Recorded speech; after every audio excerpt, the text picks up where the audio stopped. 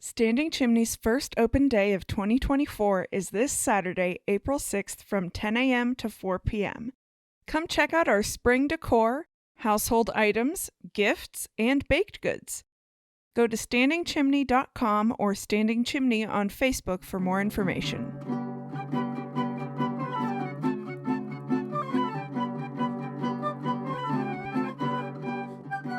Hello and welcome to In the Kitchen with Mary Mac. Today we're going to give you our recipe for pasta fagioli, mainly because it's right after Easter and everyone should, possibly, might have ham left over or a ham bone.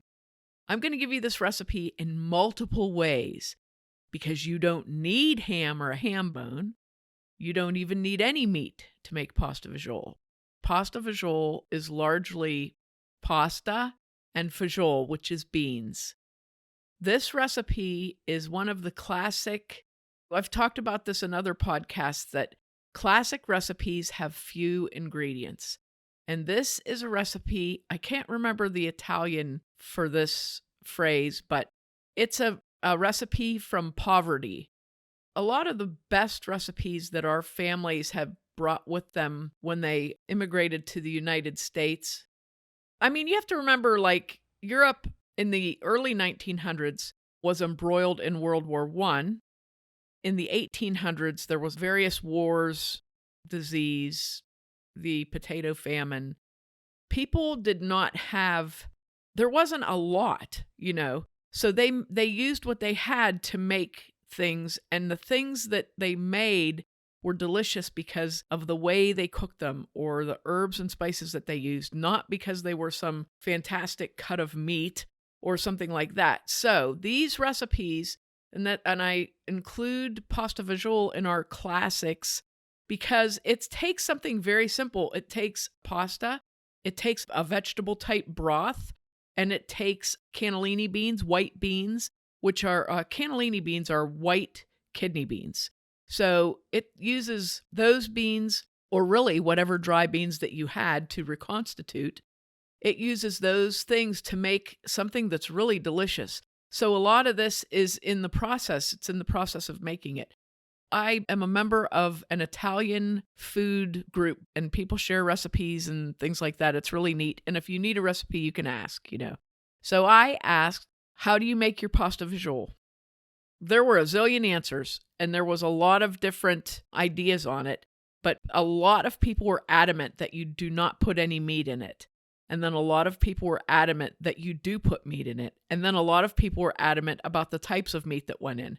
So it was really interesting to see what people's traditions were regarding this recipe because like I said, it's a very simple recipe. It's one that a lot of people eat during Lent because you can make it meatless. But a lot of people use like hot Italian sausage in it and make it super spicy. A lot of people put pork roast in it along with ham, and it's got a ton of meat in it along with your pasta and your beans. There's a variety of ways to make this. So I'm going to tell you the way that my family made it and then kind of give you a couple of twists on it also so that you can also make it your own. So this is a recipe that can be vegetarian, it can be vegan, it can have ham and sausage in it, or just ham, or just a broth made from a ham bone without any ham in it. Lots of different ways to do it. When this recipe is written out, it'll probably say "if desired" all over it. So just so you know, the basics are here, the basics that everybody does, and then you can make this your own recipe. So here are our pasta fagioli ingredients. I'm going to say optional a lot of times here. So, 1 ham bone, optional. Ham diced about a cup, optional, or if desired. These are things that you definitely need. 1 large onion, chopped. 3 ribs of celery, chopped.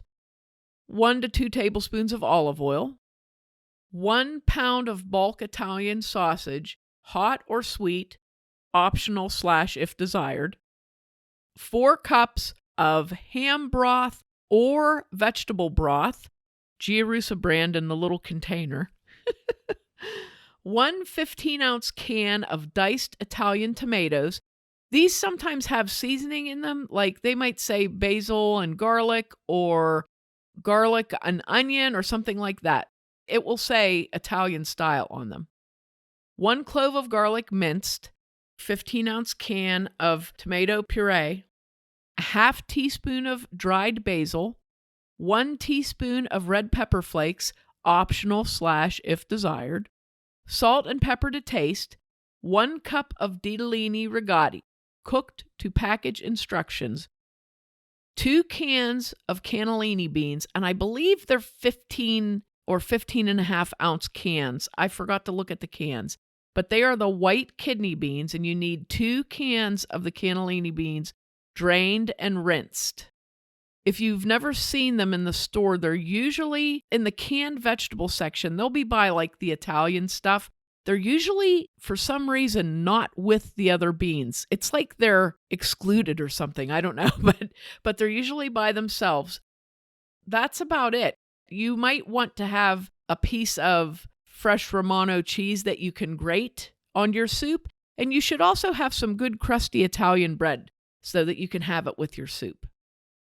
So here is the basic start of the recipe. If you're going to use a ham bone to make broth, what you'll need to do is in a 4 or 5 or 6 quart pot, put your ham bone, 1 onion that has been cleaned, but you can leave it whole, 1 carrot that has been cleaned, 1 celery stalk that has been cleaned, and you can cut those up in small pieces if you want to, but you do not have to. Cover those with water, and I would say you probably want to put about 2 to 3 quarts of water in here. You can also add salt and pepper, and you're going to simmer that for 2 to 3 hours. You just put a little bit of salt and pepper if you're going to salt and pepper it. If you're not, don't put any in it until later. Once you've simmered that for 2 to 3 hours, you're going to strain that through cheesecloth or through a sieve, return it to your pot, remove any good ham from the bone if desired. If not desired, you can have some ham that you've sliced or saved from your ham and cut that up into little cubes and set that aside and use that for putting in the soup. If you don't want to make ham broth or have ham in it, you can make vegetable broth, which I recommend doing because it's very good with vegetable broth. I use the Giarusa product. It's like a powder. It comes in a little container, and you measure a teaspoon to a cup of water to make vegetable broth, and it is really good. I do not recommend using a ham broth, a purchased ham broth. They tend to taste like liquid smoke, and you don't want a smoky flavor in this. You just want that ham flavor, So I would definitely recommend using the vegetable broth if you don't want to make ham broth. Now this, like I said, there's different things you can do. You don't have to do whatever. So if you want to put the bulk Italian sausage in it, you would do either hot or sweet, whatever you like, and you would break that into pieces, like 1/2-inch size pieces, Saute that until it's browned. Remove it from the grease that you cooked it. That if you have any grease out of it, you might not. Remove that, and you can use that same pan for the next step if you want to. So if you have sauteed the sausage and removed it and set it aside with your ham, now what you can do is chop up 1 large onion and 3 ribs of celery, and you're going to saute them in that pan that you used for the sausage. Add a little bit of olive oil so you have enough grease in there to saute, and saute them in that. If you didn't do the sausage, just put the olive oil in. And you're going to saute that celery and onion until the onion becomes translucent. You don't want to brown them or anything, but you just want to saute them until they are translucent. Once they get nice and soft, add them to your broth, which you can keep warm while you're doing this process, really, in the stock pot. You add them to your broth and add the beans. So now in your stock pot, you have your onion and celery that you've sauteed, and then you're going to add your beans to that, and you're going to simmer that for 30 minutes. After 30 minutes, you're going to add your 15-ounce can of diced Italian tomatoes, your 15-ounce can of tomato puree. You're going to add 1 clove of garlic that's been minced, a 1/2 teaspoon of basil, If you like, you can add a teaspoon of red pepper flakes. That's completely optional. And then salt and pepper to taste. And you're going to let that cook until it comes back up to a little bit of a nice simmery boil there, You don't want it boiling hard, but you just want to have it to a nice little simmering boil. Once that happens, you can add in your ham and your sausage. If you do that, stir that up and just let that cook for a little while you bring in another pot about 2 quarts of water to a boil. And you're going to add 1 cup of ditalini. I like ditalini rigotti that has the little lines on it. Some ditalini does not have lines on it. Ditalini is the best pasta name. I know it is. It's so fun to say. Yeah. It sounds like it has to mean little pasta. Yeah, and it just sounds like that's what it would mean. Little teeny weeny pastas. So, okay, I'll tell you what to do, and then I'll tell you the funny thing about ditalini. So you're going to cook a cup of ditalini to the package instructions.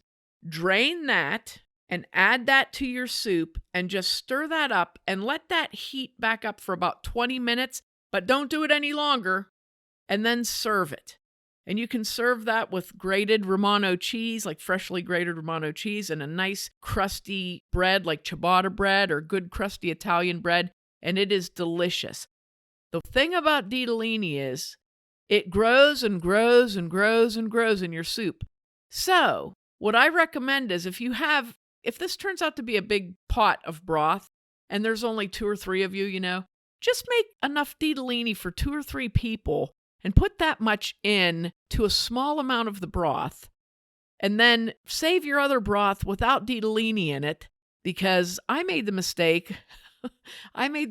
Of putting it in the fridge and whatever. And the next day you take it out, it's like a casserole because the ditalini is swelled up to enormous size. It's like an Italian sci-fi film. Right. So now what I do is I take about half of the soup and I will put it into a container. And then whatever is left in the pot, I'll add the 1 cup of ditalini to that after I've cooked it and then eat that.